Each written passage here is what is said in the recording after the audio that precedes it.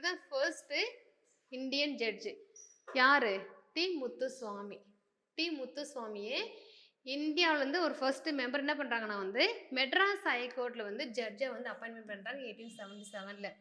ஓகேவா? மெட்ராஸ் பிரசிடென்சியில் தான் அப்பாயின்மெண்ட் பண்ணுறாங்க.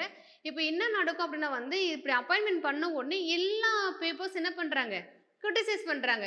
ஏன் இவங்களை அப்பாயின்மெண்ட் பண்ணாங்கன்னு சொல்லிட்டு. ஓகேங்களா?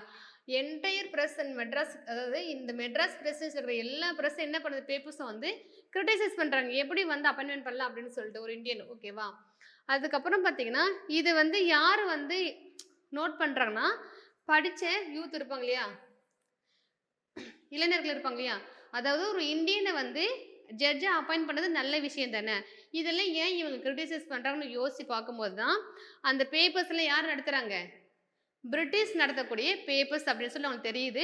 ஸோ அப்போ தான் ரியலைஸ் பண்ணுறாங்க, ஓகே நம்மளுடைய கருத்துக்கள் தெரிவிக்க நமக்கு என்ன வேணும், சொந்தமாக ஒரு பத்திரிக்கை வேணும் அப்படிங்கிறத வந்து ரியலைஸ் பண்ணுறாங்க. அதுக்கப்புறம் தான் பார்த்தீங்கன்னா வந்து யார் ஸ்டார்ட் பண்ணுறாங்கன்னா ஜி சுப்பிரமணியம், எம்.வி.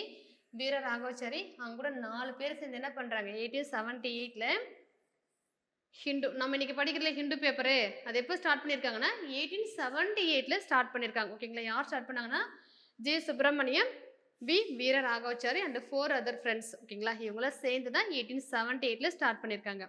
அடுத்து பார்த்தோம் அப்படின்னா வந்து சுப்பிரமணியம் ஆல்சோ ஸ்டார்டட். சுப்பிரமணியம் இருக்காங்களே, ஜி சுப்பிரமணியம், இவர் என்ன பண்ணுறாருன்னா தமிழில் வந்து பீரியடுக்கு அல்லது பருவ இதெல்லாம் வந்து சுதேசமித்திரன் அப்படிங்கிறது 1891 ஸ்டார்ட் பண்ணுறாரு. அது எப்படி டெய்லி பேப்பரை மாற்றுறாங்கன்னா 1899 வந்து மாற்றுறாங்க. ஓகேவா? ஸோ ஃபர்ஸ்ட்டு பார்த்தது ஹிந்து பேப்பர் 1878. அடுத்து வந்து சுப்பிரமணியம் ஸ்டார்ட் பண்ணது சுதேசமித்திரன் 1891. அது வந்து பீரியடிக்கல் பருவ இதெல்லாம் இருக்கும். ஸ்டார்ட் பண்ணும்போது பீரியடிக்கல் பருவ இதெல்லாம் இருக்கும். 1899 4 இதெல்லாம் மாற்றிருப்பாங்க. ஓகேவா? ஞாபகம் வச்சுக்கோங்க. ஸோ பார்த்தீங்கன்னா இப்போ என்ன பண்ணிட்டாங்க, ஹிந்து ஸ்டார்ட் பண்ணிட்டாங்க, சுதேசமித்திரன் ஸ்டார்ட் பண்ணிட்டாங்க இல்லையா.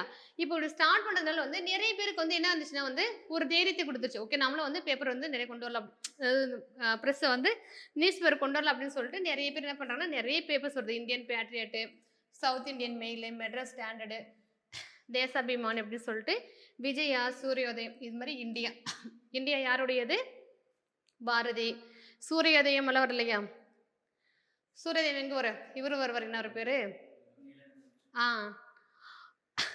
ஸோ அவர் கொண்டு வந்தது இதுதான் சூரியோதயம். ஓகேங்களா? இப்போ என்ன நிறைய பேப்பர்ஸ் வந்தது, அவங்களுக்கு அடித்தளம் அமைஞ்சது எதுனா வந்து ஹிந்துவும் சுதேசமித்திரன் தான். ஓகேவா?